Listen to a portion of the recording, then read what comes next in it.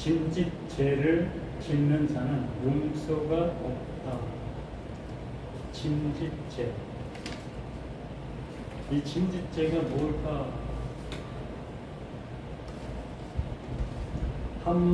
또 여러 가지 그 모습을 보다 보니까 짐짓이 뭘까라는 생각을 하시게 됩니다.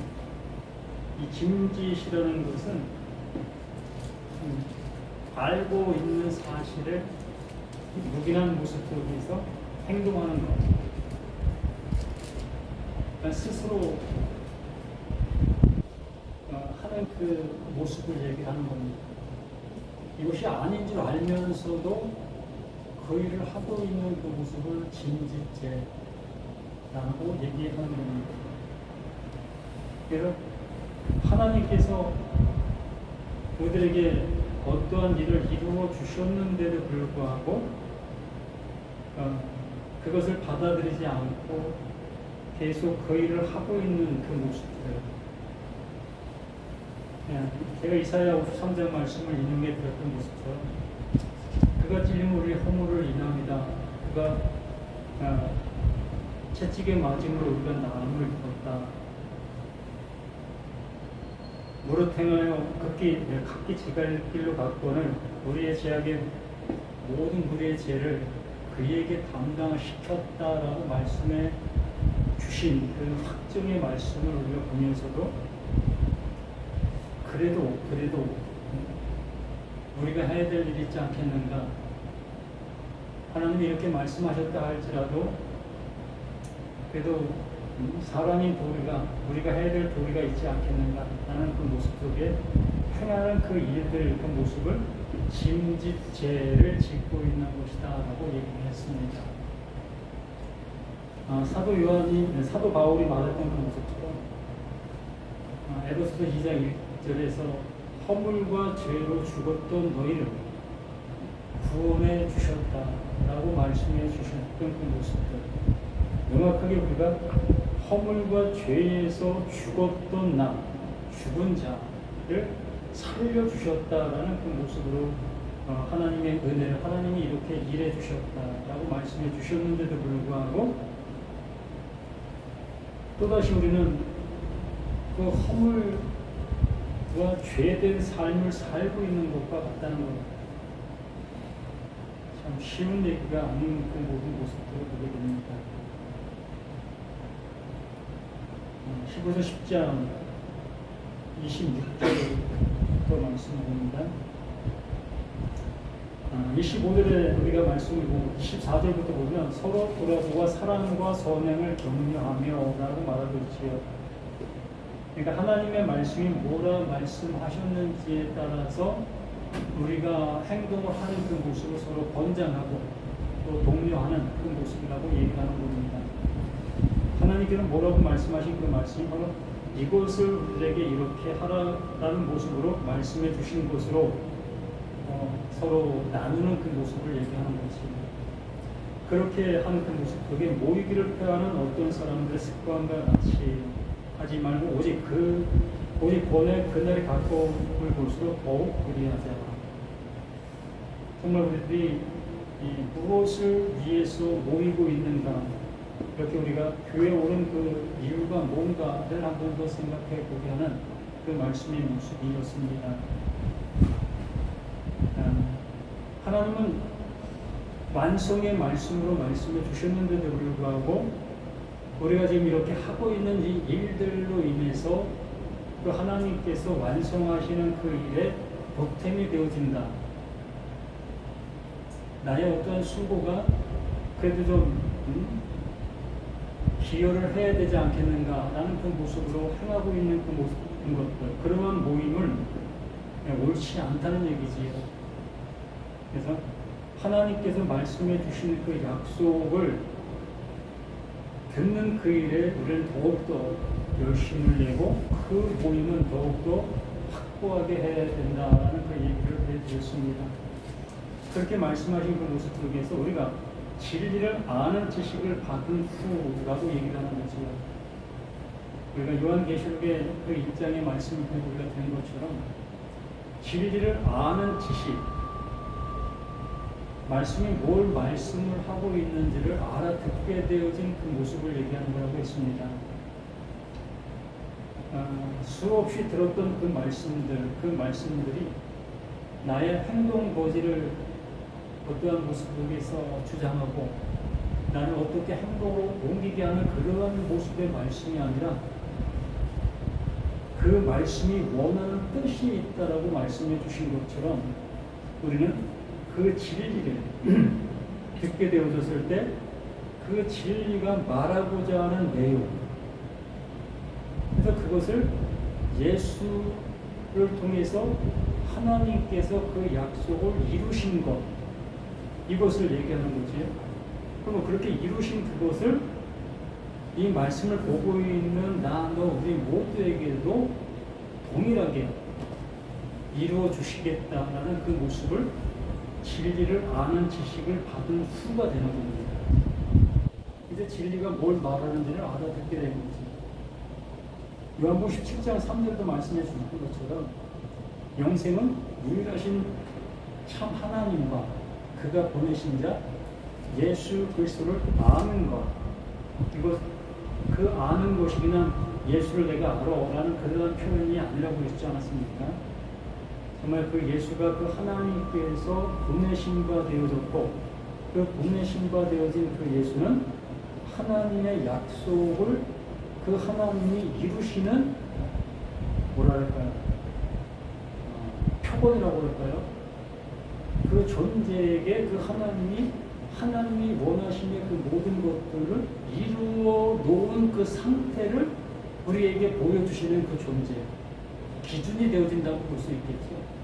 기틀, 그렇게 일하신다. 그렇게 하시는 분이 하나님이다. 그러므로 그 일을, 그것을 그렇게 깨닫고 알게 되어진 자들에게도 동일하게 그 예수에게 이루어진 그 일이 이루어지게 되어진다라는 그 모습, 이것을 진리를 아는 지식을 받은 그 모습이라고 얘기를 하는 것입니다. 그런데 진리를 받은 그 후 진지체, 이 진지체는 그 율법을 통해서 뭔가를 내가 하고 있었던 그 행위들, 그 행위들을 이제 그만 그쳐야 될 그 모습인데 그치지 않고 계속해서 그 일들을 행하는 그 모습을 얘기를 하는 거예요. 세상 속에서 내가 반복적인 죄를 짓는 그러한 죄를 얘기하는 것이 아니라 하나님께서는 이제 그 일 하지 않아도 돼 라고 말씀해 주셨는데도 불구하고 계속 그 일을 하고 있는 그 모습들, 그것을 진지죄라고 얘기를 합니다. 왜 그러냐면 우리가 하고 있는 그 일들로 인한 그 죄를 위하여 그 예수가 그 십자가에서 그것에 대한 대가를 치루었다는 겁니다. 그것에 대한 대가를 치루었는데도 불구하고 우리는 또다시 그 일을 하게 되어지게 되면 그 예수를 또다시 십자가에 못 박게 되어지는 그 일을 하고 있다는 겁니다. 근데 절대적으로 그 하나님은 예수를 2번 십자가에 못 박는 일은 하지 않는다는 겁니다. 그 예수의 그 죽음은 이례적 한 번의 모습으로 끝난 그 모습이 되었기 때문에 그런 겁니다. 그래서 진지죄를 범한 다시 속지 않은 죄사가 있을 수가 없는 겁니다. 이미 예수의 그 죽음은 이례적 그 한 번으로 끝났는데도 불구하고 그것을 넘어 또다시 죄를 짓게 되어지면 그 예수를 또 죽여야 되는데 그 하나님은 그걸 약속이 아니라는 겁니다. 그렇게 할 수 없다는 거지. 그래서 그러한 모습에 정말 하나님의 지식을 안 후에도 또다시 그러한 옳지 못한 행동을 계속하게 되어지는 그것에 대한 죄의 사함은 있을 수 없다는 겁니다. 그러니까 이 말은 좀 더 면밀하게 본다면 용서는 한 번으로 족하다는 겁니다. 어떠한 것이든지 용서 안 될 것이 없다라는 그 모습을 이렇게 강조적인 모습으로 이렇게 표현하고 있는 것과도 같은 거예요. 정말 우리가 하나님의 말씀을 알아들었는데도 불구하고 이러한 모습으로 가기가 쉽지 않겠지요. 자식이 만 원을 달라고 해서 그 부모가 자식에게 만 원을 주었는데도 불구하고 자식은 그걸 받지 않은 것처럼 또 만 원을 달라고 하는 그 자식이 있을까요? 그런 자식이 없다고 봅니다. 그 자식이 원하는 그 만 원을 주니까 고맙습니다. 이제 됐습니다. 라고 이렇게 나아가는 자식의 모습이 아니겠습니까? 이렇게 하나님의 말씀을 내가 바르게 알아들었다라면 또다시 우리는 죄된 그 모습으로 가지 않게 되어집니다. 반복적인 그러한 그 율법 준수, 그러한 행위를 할 수 없는 자가 되어진다는 얘기입니다. 그래서 오직 무서운 마음으로 심판을 기다리는 것과 대적하는 자를 태울 맹렬한 불만 있으리라. 이렇게 하나님께서는 완결된 그 은혜를 주신 것으로 인해서 모두가 그 은혜를 받게 되어지고 그 은혜를 받지 못하고 있는 그들에게는 맹렬한 심판만 기다리고 있을 뿐이다라는 얘기지. 그러니까 하나님의 말씀을 알아들었는데 또 그 일을 하고 있다, 이건 쉽지 않은 얘기라 볼 수 있는 거예요. 못 알아들었기 때문에, 확실하게 깨닫지 못했기 때문에 계속해서 그 일에 할 수밖에 없는 모습이라는 것을 얘기하는 거겠지요. 그래서 모세의 법을 폐한 자도 두세 증인으로 말미암아 불쌍히 여김을 받지 못하고 죽었거든.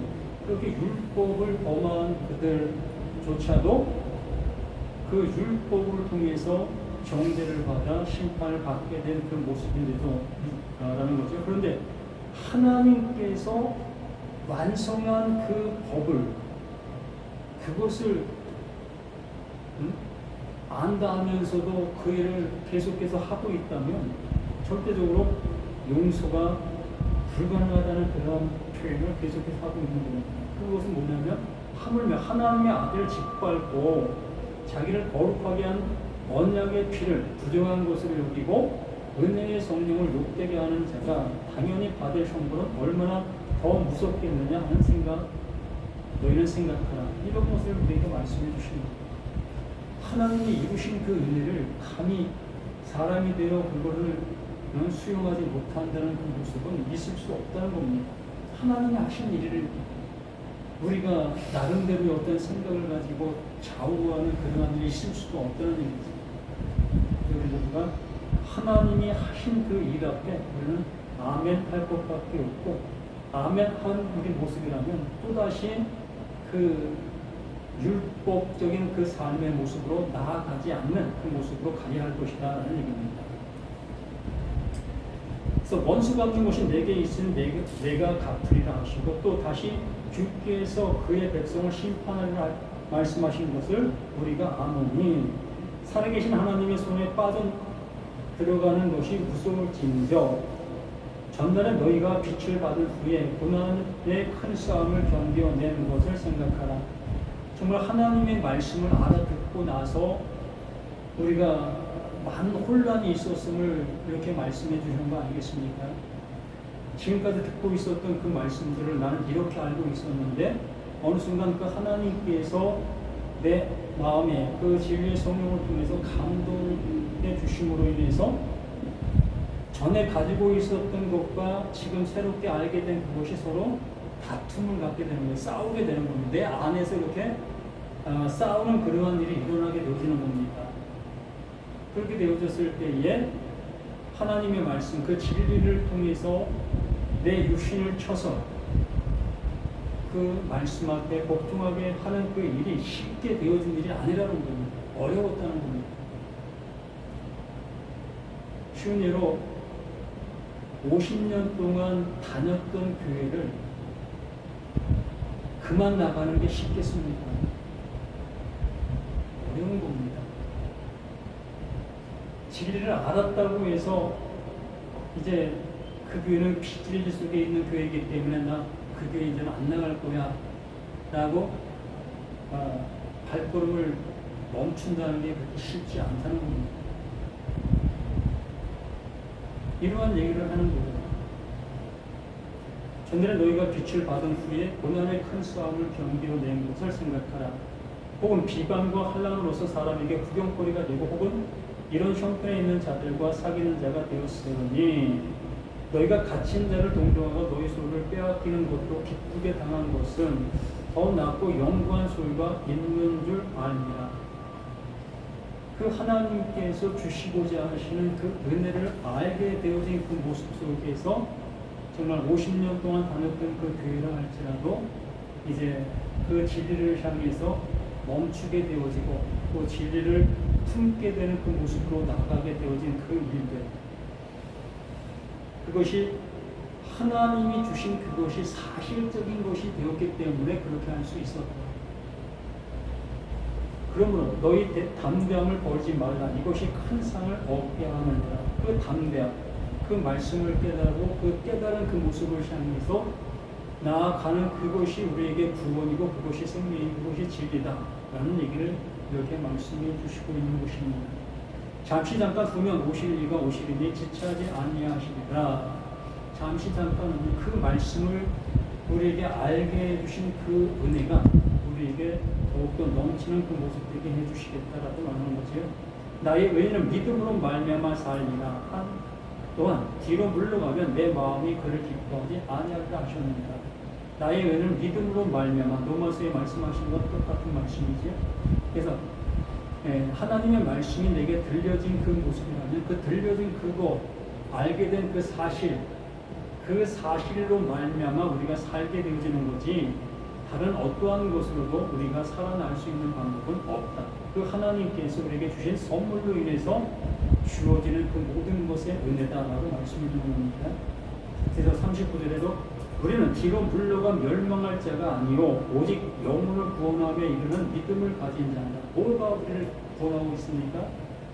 하나님께서 이루어 놓으신 그 은혜로 인해서 우리가 구원에 이르는 것이고 그게 생명이 그게 진리이지 다른 것으로서는 그 하나님을 향해서 나아갈 수 없다라는 것을 이렇게 명확하게 우리에게 말씀해 주시고 있습니다. 그러므로 우리는 정말 우리가 하나님의 말씀을 들었다면 그 들은 그 모습을 굳건히 잡아 그것으로 인해서 우리가 구원에 이르는 것이지 나의 어떠한 그 열심과 노력으로 인해서 되어지는 것이 아니라는 것을 이렇게 이 사도 바울은 우리를 향해서 계속해서 말씀해 주셨고 또한 예수님 자신도 이와 마찬가지로 똑같이 얘기를 해주셨고 또 예수님을 보내신 자 그 하나님은 내가 구원하는 거다, 내가 하는 거야, 내가 이루는 거야, 내가 완성하는 거야 라고 계속해서 말씀해 주셨던 그 하나님이셨습니다.